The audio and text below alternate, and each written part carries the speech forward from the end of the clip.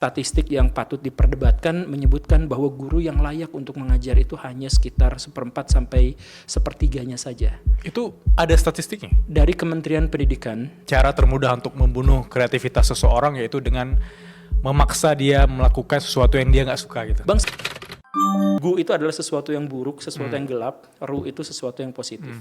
Jadi guru itu orang yang mengajak dari sesuatu yang buruk menjadi sesuatu yang baik. Gitu.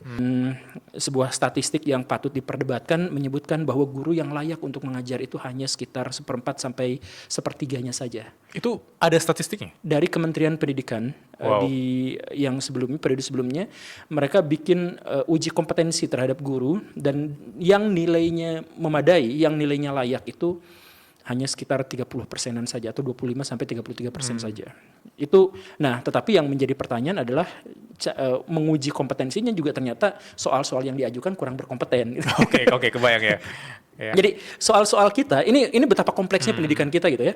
Soal-soal yang digunakan untuk menguji guru ternyata adalah soal-soal yang misalkan ya, saya mohon maaf, justru yang tidak mendidik, yang faktual gitu.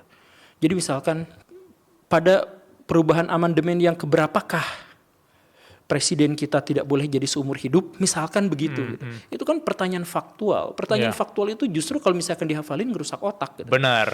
Karena kita harus menemukan sebuah relevansi dari sebuah fakta, baru kita bisa mengenal fakta itu. Kalau misalkan relevansinya kita tidak temuin, ngapain juga gitu. Misalkan si guru-guru itu diuji dengan pertanyaan, misalkan untuk kesehatan, dalam 1 hari kita minum air berapa gelas?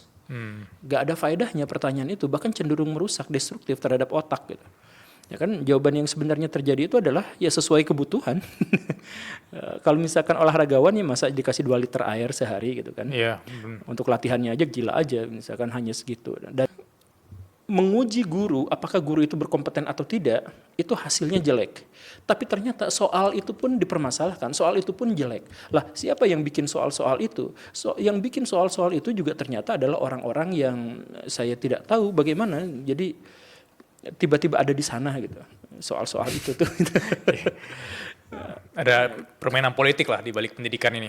Dan pendidikan kita memang dipolitisir. Bagaimanapun pendidikan kita itu dipolitisir. Pendidikan kita itu disesuaikan dengan disesuaikan dengan kepentingan-kepentingan, bukan disesuaikan dengan kebutuhan anak.